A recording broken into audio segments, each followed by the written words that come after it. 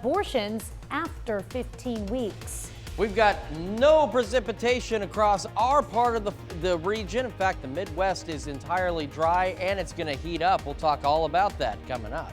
And the nation's rail workers are threatening to strike. We look at the impact on consumers if the country's railroads shut down. The 4 states' most watched news starts now. Republican Senator Lindsey proposes a nationwide ban on abortions. This is KOAM News at noon. I'm Tanya Bach. Topping our first 7 minutes, a bill that would ban abortions nationwide after 15 weeks of pregnancy.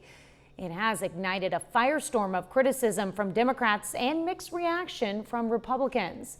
CBS's Bradley Blackburn has more on what it means ahead of the midterms.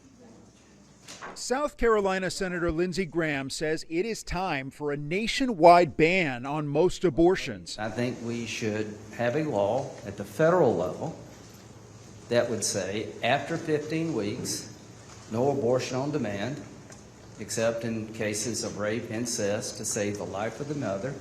And that should be where America's at. At a press conference Tuesday, Graham outlined a new bill that has little chance of becoming law in the current Congress, but is meant to move voters in the midterms. If we take back the House and the Senate, I can assure you we'll have a vote on our bill. If the Democrats are in charge, I don't know if we'll ever have a vote on our bill. In the wake of the Supreme Court's decision this summer to overturn Roe v. Wade, abortion rights have become a key issue for voters ahead of the midterms. A recent CBS News poll found 59% of voters say abortion is very important in their midterm vote. Democrats were quick to criticize Graham's proposal. The split screen is unmistakable for all Americans to see for themselves. We're focused on job creating, inflation fighting.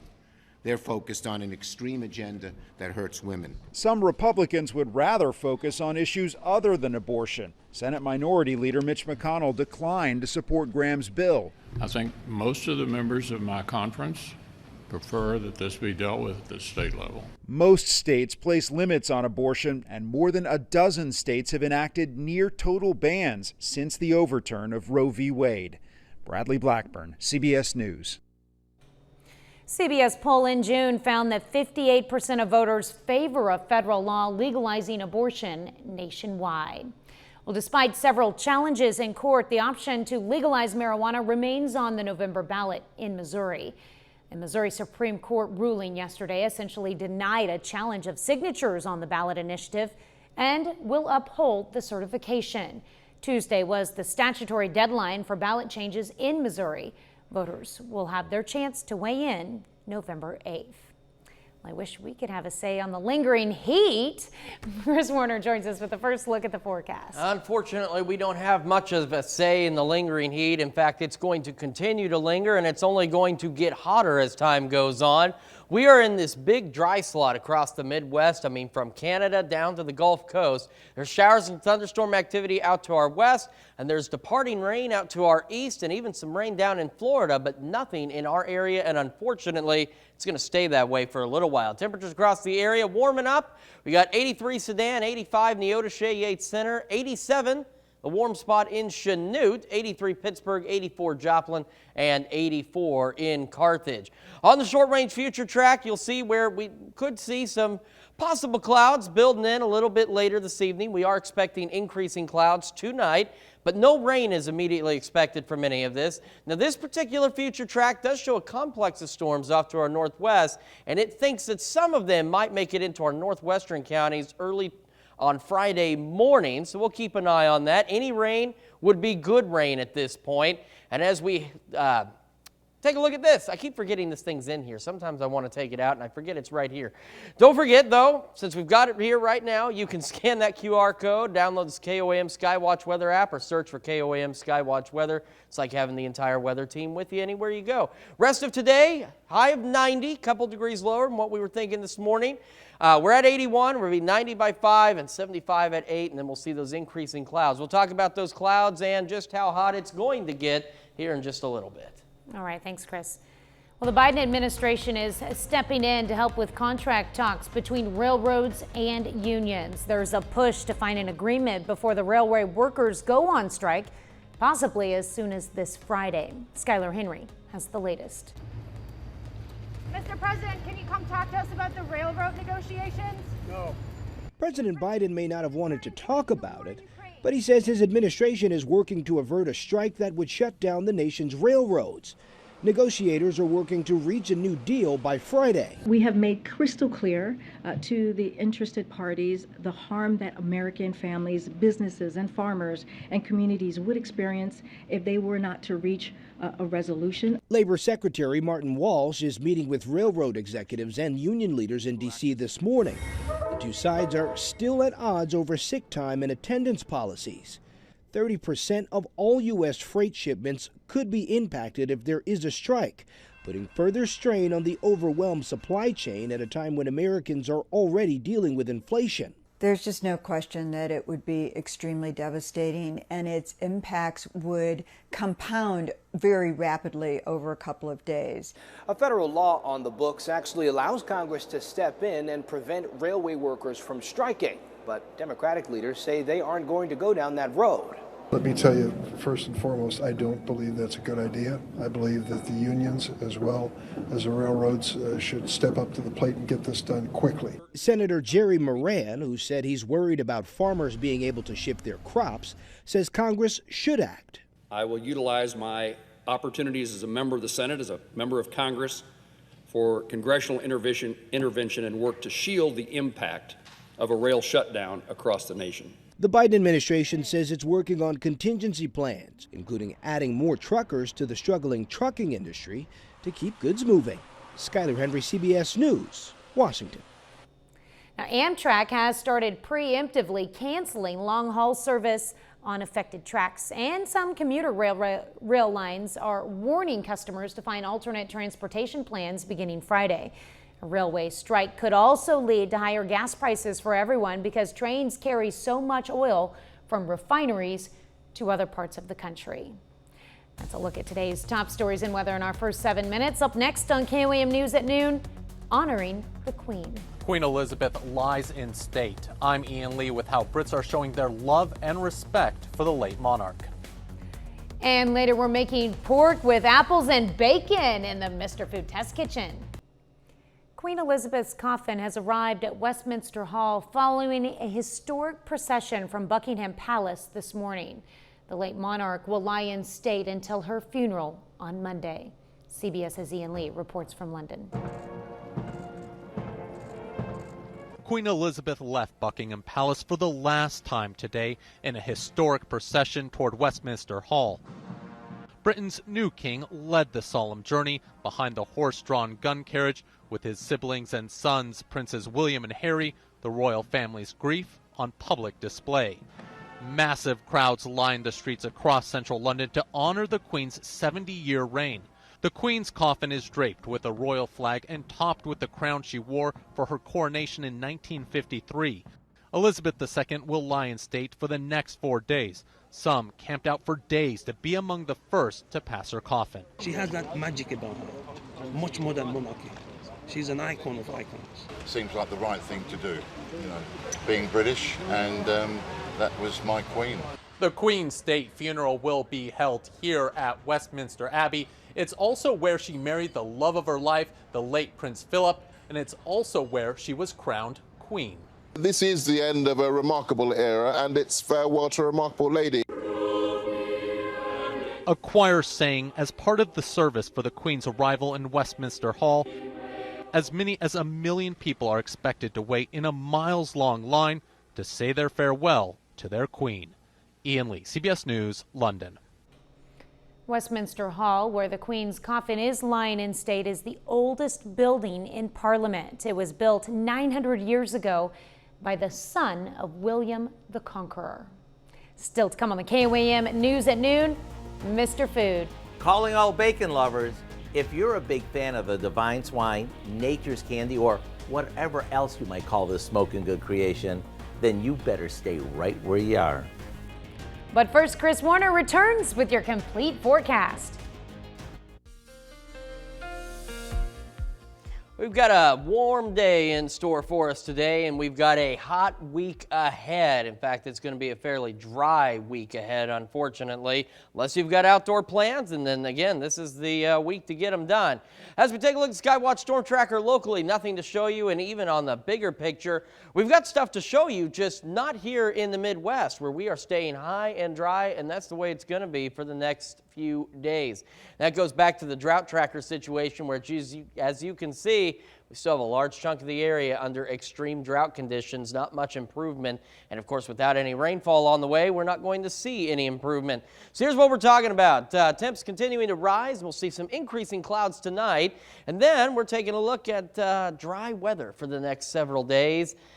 But we are watching some storm chances possibly by next week. Now, there is a slight chance, too. We may see a few showers and storms this evening, but it's a very low chance. And if we saw any, it'd be mostly our northwestern counties. 84 in Joplin right now. Feels like 83 because it's still just so dry with a south-southwest breeze at about 10 miles an hour.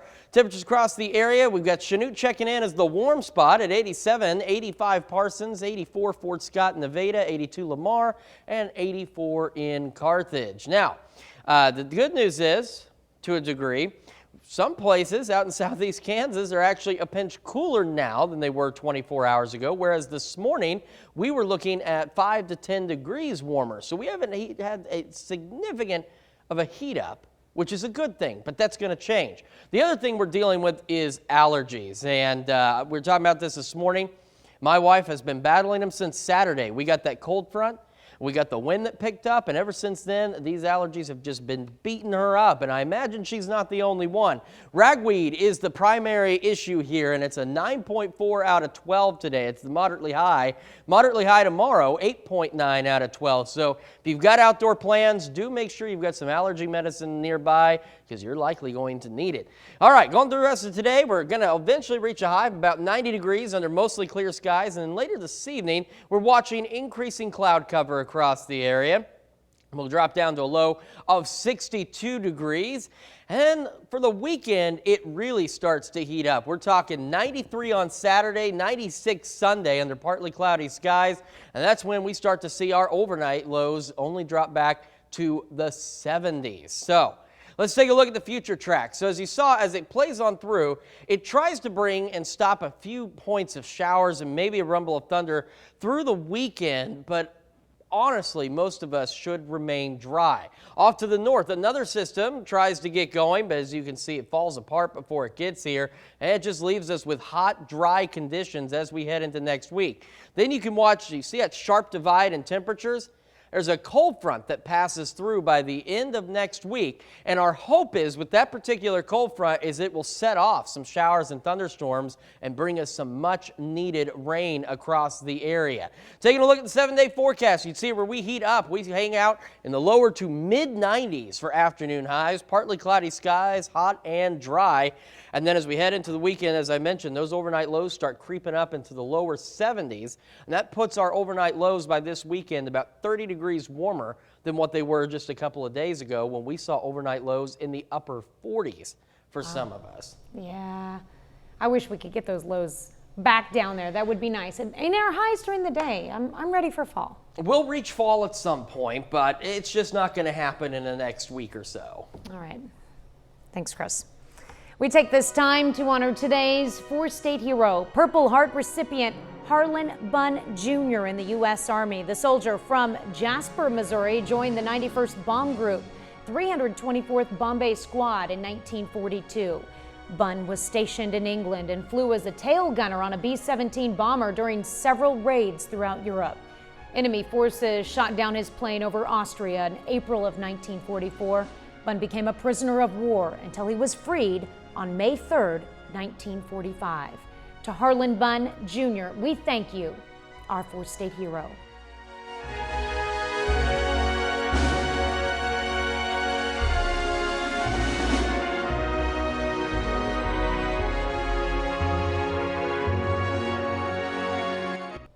You'll be slow cooking up a storm when you step into fall with today's recipe. Howard shows us how to make pork with bacon and apples in the Mr. Food Test Kitchen. Do you ever find yourself asking someone a question that you already know the answer to? I know I do. So let me ask you, do you like bacon? My guess is you're a huge fan of it. And if you are, you're going to love what we're making today. We begin by cooking some bacon until it's crispy. Once it is, we'll set it aside. In the same skillet, with all the bacon drippings, we sear a pork butter shoulder. This is going to lock in lots of flavor and give our pork a bacony smokiness that takes this dish from good to I can't get enough of it. While this finishes up, to a slow cooker, we add some onions, cut up apples,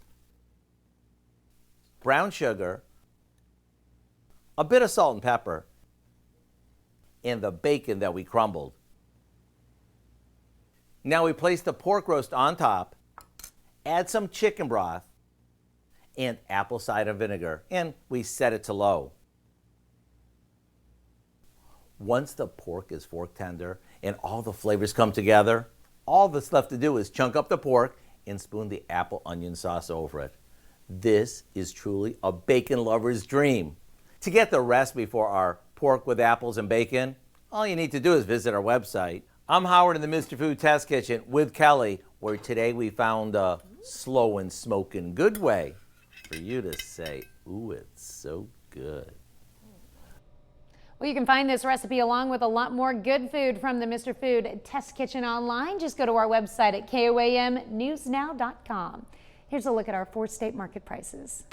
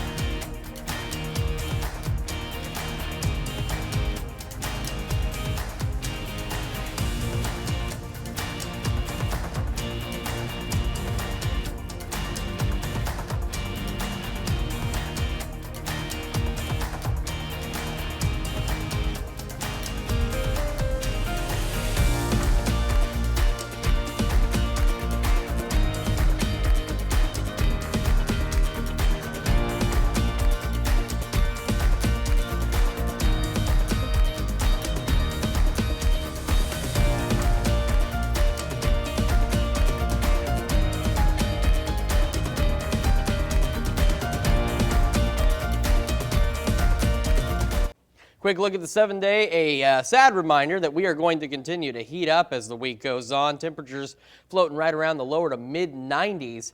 And then look at those overnight lows slowly creeping up into the lower 70s. As mentioned earlier, that puts us about 20 to 30 degrees above where we were Monday morning for overnight lows.